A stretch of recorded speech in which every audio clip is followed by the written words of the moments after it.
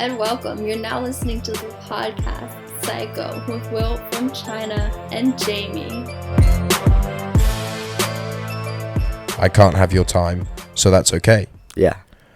And see, what you said about time is a big thing as well. Like, I've started to value my time a lot more. And if someone isn't asking for my time, then I'm not really going to go out of my way to push and take their time. Do you know what I mean? Yeah. Like, I'm not going to use my time to try and get some of their time. Do you know what I mean? Yeah. You're not going to waste your time. You value your time enough where you're not going to give it out just to get some person's back when they've never given you their time. Yeah. That makes sense. Yeah, or their exactly. thoughts or their effort, Yeah. whatever it is. Yeah, exactly. Yeah. And I think that time is the most valuable thing that you can actually give someone. Like, if you think about it, knowledge and time are the two most important things when you're learning anything. Like, you have to have access to the knowledge, and you have to have the time to access and learn the knowledge.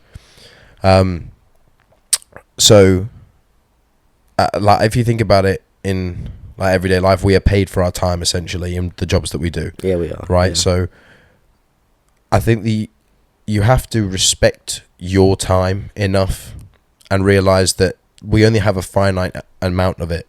Yeah. It's not something that's always going to be there. Like, money's something that's going to come and it's going to go, right? Time is only going. It's never coming back. Yeah. So it's starting to realize, and I think this is something that's happened for me, and from what you're saying, it's happening to you as well, is actually my time is so valuable in the sense that it's all I've got, right? Yeah. That I don't want to just give it out to people who aren't gonna at least give me the respect of giving me their time back. Like, I don't need anything from you. If I want to interact with you, I want to interact with you.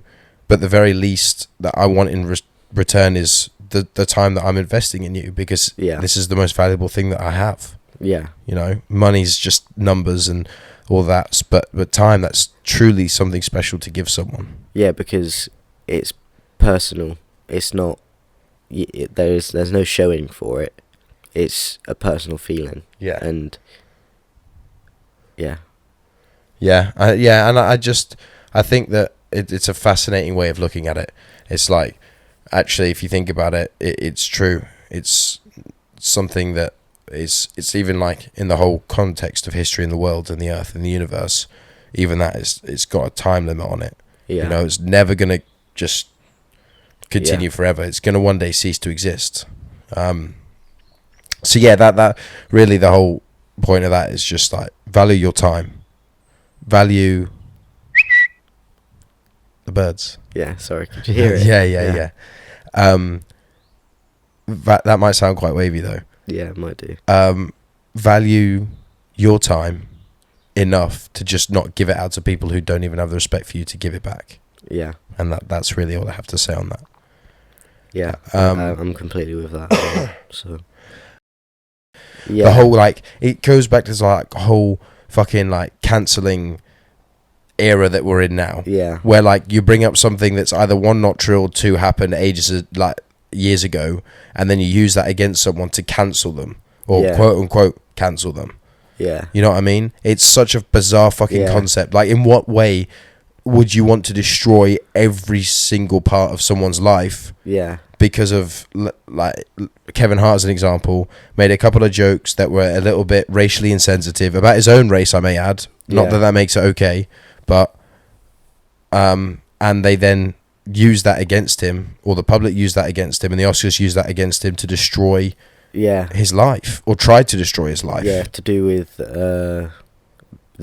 being called a homophobe and stuff like that, from the jokes that he said in the past. Yeah. And stuff like that, and people really trying to destroy his whole life based on a previous person. And he talks a lot about that as a previous person, like their jokes that he wouldn't even think of now, do you know what I mean? Well, well, that's not what he says, but like, you can see that's what he's trying to say. He's a different person. He doesn't think the same and look at life the same and act the anymore. same. Yeah, exactly. I think we spoke about this, maybe it was episode 1, where we talked about just wanting to make yourself better than the point that you are now. And like, obviously, when you're going through that process, it completely fucking changes who you are. Yeah. Like, your views change. Like, what like I'm going through at the moment. Like, if I look at myself from where I was pre-summer to now, it's mad. Yeah. Like, I'm going through changes. My opinions change. My perception changes. And like, this is what he's saying is, you know, that then was me. Yes, okay, I accept that wasn't right and it was wrong, but now it's not me.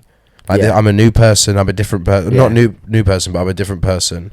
And they're trying to not only condemn what he did before, but trying to ruin everything that he has in front of him. Yeah. When really he, you know, he's come out and said sorry. But I'm not like that anymore. Yeah, and he says it a lot. I'm not apologising again.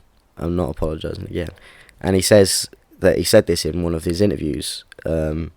He said, I'm not speaking about it again. And that completely backfired on him. Yeah, because then people turn around and go, oh, you don't want to talk about it because you're a homophobe. Yeah, and all this stuff going on. But what he's trying to say is, I don't want to talk about it because that's not me. I know that's not me. So I shouldn't need to validate this to everyone.